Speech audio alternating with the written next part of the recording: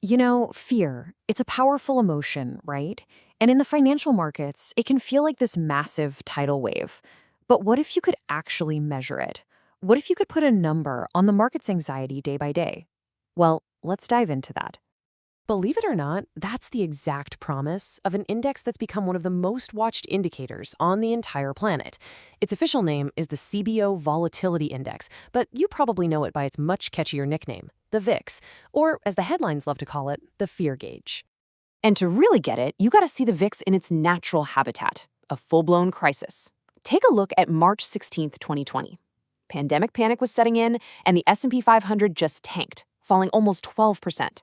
But the VIX? It didn't just rise. It absolutely exploded, soaring nearly 43% in a single day. This, right here, is its relationship with the market in a nutshell.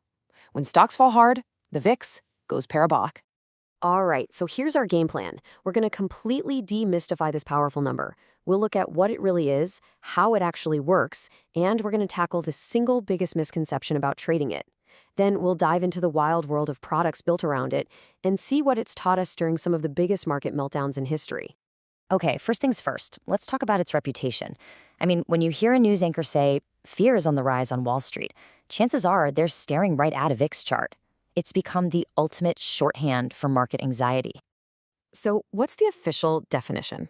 Well, the VIX is a real-time number that shows what the market expects volatility to be for the S&P 500 over the next 30 days. The key word there is expects. This isn't just a guess, it's a hard calculation based on the real-time prices of S&P 500 options. It's based on where people are actually putting their money. There's this old saying on Wall Street that just perfectly captures how the VIX behaves. Stocks tend to grind up slowly, they take the stairs, but when panic hits, they take the elevator straight down. And when that happens, the VIX doesn't even bother with the elevator. It takes a rocket ship up. And check this out. The numbers totally back this up. If you look at the biggest up days for the S&P 500, the VIX, on average, drops about 11%. But on the biggest down days, whoa, it skyrockets by an average of over 26%.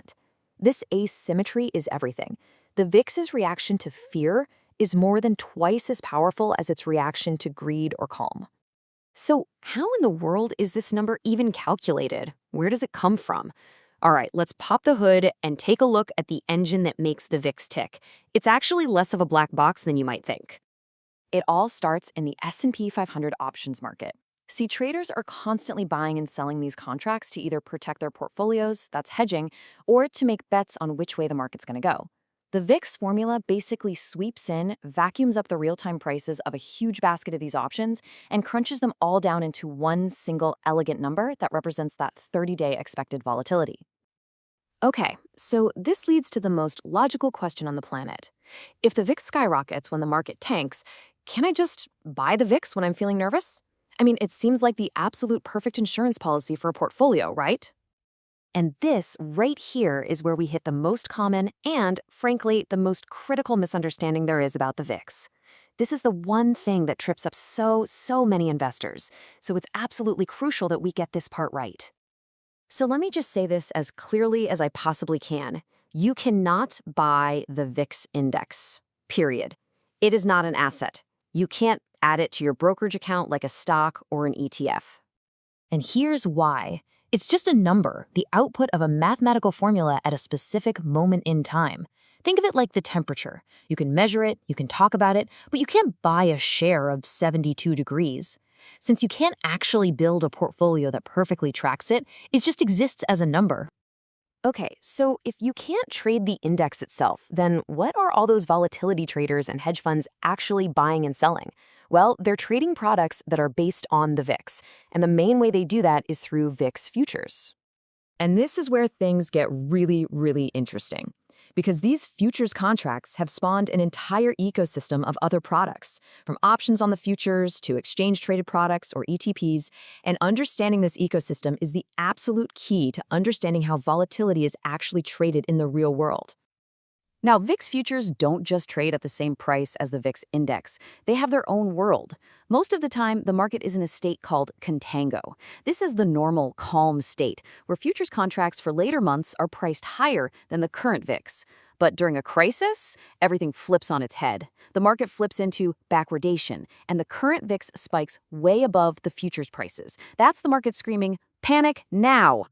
This whole structure creates this powerful, constant, and kind of hidden force called roll yield. See, to stay invested in volatility, many popular VIX products have to constantly sell the futures contract that's about to expire and buy the next month's contract. They have to roll their position forward. Now, just think about what that means when the market's in that normal state of contango. These products are constantly selling the cheaper nearby contract and buying the more expensive next month contract. They are systematically selling low and buying high, over and over and over. And that, my friends, creates a nasty, persistent drag on their price called negative roll yield. Let's just look at a really popular long volatility product, VXX, as an example. Because of this negative roll yield, its average daily change has been negative. And this isn't just a fluke.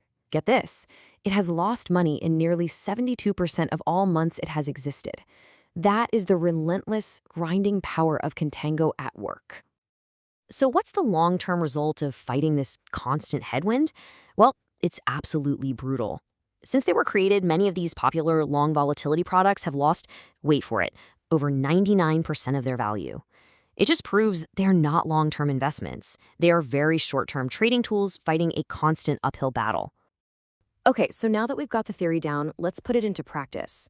Looking back at historical crises gives us the best possible view of the true nature and the incredible power of the VIX. Throughout modern market history, we've had these defining moments of pure fear. The stock market crash of '87, the great financial crisis in 2008, and of course, the global pandemic in 2020. In every single one of these, volatility was the star of the show. And here's something to really put things in perspective. During the 2008 financial crisis, the VIX peaked at just under 81, which is incredibly high. But its predecessor, an index called the VXO, hit an almost unbelievable 150 during the 1987 crash. It's a really humbling reminder that no matter how crazy we think things are, history shows us they can always get crazier. So what's the big takeaway from all this? Well, the VIX is an incredible barometer of market fear, no doubt about it. It's a fascinating peek into the collective mind of investors. But the world of products built around it is a complex, treacherous landscape governed by powerful forces like roll yield that can just crush the unaware. And that leaves us with the big question. Is the VIX a valuable crystal ball for what might be coming, or is it just the engine for a trader's white-knuckle thrill ride? The answer is probably a little bit of both.